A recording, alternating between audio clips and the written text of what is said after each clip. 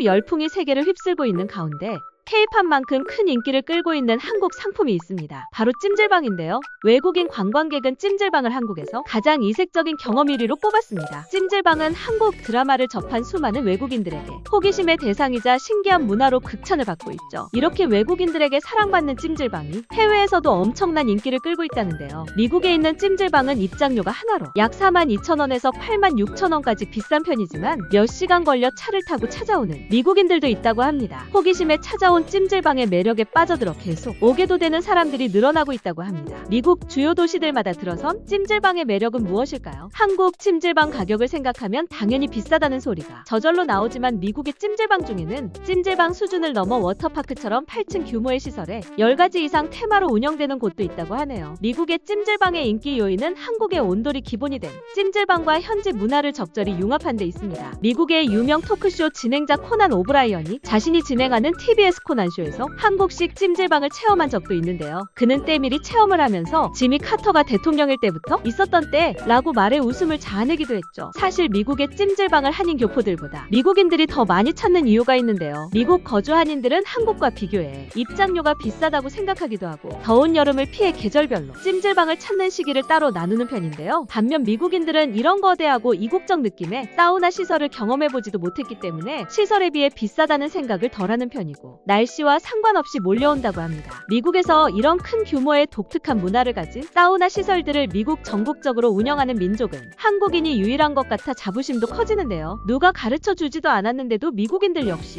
한국과 비슷하게 주로 가족끼리 함께 오거나 여성들끼리 비슷한 또래로 무리를 지어 가장 많이 방문한다고 하니 신기합니다. 지난해 미국 남부 텍사스주에 있는 도시 휴스턴에는 최초의 찜질방이 생겼습니다. 아주 오랫동안 휴스턴 내 여러 곳에 한국식 찜질방이 생긴다는 소문이 있었지만 여러 가지 사정으로 흐지부지되고 말았는데요. 문제는 휴스턴의 날씨였습니다. 휴스턴은 덥고 무척 습한 여름이 오랫동안 계속되어 찜질방에 가지 않아도 찜질방 그 자체라고 합니다. 찜질방이 생긴다고 할 때마다 한인들은 휴스턴 날씨에 누가 찜질방에 올까 하는 의문이 들었다고 합니다. 한국식 찜질방이 생기자 무더운 여름 날씨에 미국인 고객 비율이 90%를 넘으며 큰 화제가 되었습니다. 휴스턴 지역의 라이프스타일 휴스토니아 의편집장 에비 르드는 생애 최초로 한국식 찜질방을 방문해 휴스턴 최초의 전통 한국식 스파 방문, 인생을 바꾼 경험이라는 제목의 기사로 실었는데요. 기사에서는 최초로 때미는 것을 경험한 미국인의 심리 묘사가 흥미롭게 묘사되어 번역해보았습니다. 나는 들것과 크게 다르지 않게 생긴 비닐 덮은 테이블에 홀랑 벗고 누워있었습니다. 내 옆에는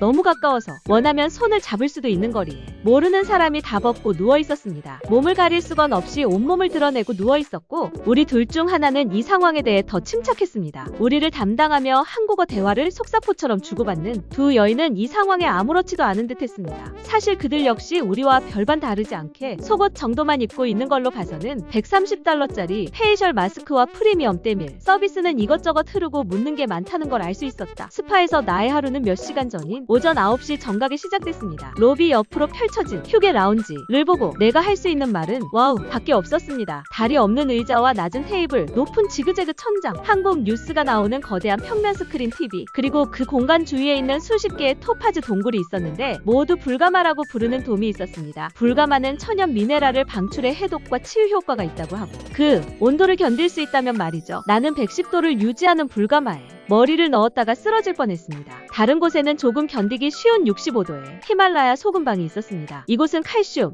철, 아연 등의 핵심 미네랄을 방출하는 고대의 암석으로 만들어졌으며 근육 긴장을 완화하고 혈액순환을 돕는 등 불가마와 비슷한 치유 효과가 있다고 홍보합니다. 옆에 20도짜리 이글루 얼음빵은 정말 좋았습니다. 그 옆에는 따뜻해졌다가 시원해지기를 반복하며 오전 10시에 미역국, 제육볶음, 김치찌개 등 전통적인 요리 식당이 영업을 시작했습니다. 찜질방에서 오랜 시간 머무는 장소이기 때문에 밤새 이곳에 머무르다 보면 배가 고파집니다. 밝고 웅성거리는 소리가 나고 사람들이 계속 곁에 있음에도 불구하고 잠이 들기도 하고 스파에서 제공한 슬리퍼를 벗어던지고 가죽 안마의자에 앉아 잠이 든 것은 나 스스로도 놀라웠습니다. 잠시 후 깨어나니 12시 30분이라는 것을 깨달았습니다. 때밀이 예약 시간이었죠. 때밀이는 목욕탕 안에 있는 샤워시설 때밀이 침대에서 받았습니다. 나를 테이블에 눕게 하더니 노란 각질 제거, 장갑을 끼고 팔다리, 귓속, 발가락 사이를 밀었습니다. 살짝 체리 냄새가 나는 거품을 열심히 문지르더니 다시 헹궜습니다. 샴푸! 이렇게 외치더니 머리도 감기기 시작했습니다. 그렇게 깨끗하게 씻어본 건 난생 처음 같았습니다. 하지만 그 사이 나는 벌거벗은 상태라는 생각을 떨칠 수가 없었습니다. 나는 벌거벗은데 편안한 사람이 아닙니다. 더 오랜 시간 공공장소에서 노출을 경험하게 만들었습니다. 중반쯤 되니 포기하고 받아들이게 됐죠. 스파의 직원들처럼 나도 내 자신을 살덩어리로만 생각했습니다. 때밀이가 끝난 뒤 마사지로 넘어가도 나는 그 생각만 주문처럼 되풀이했습니다. 살덩이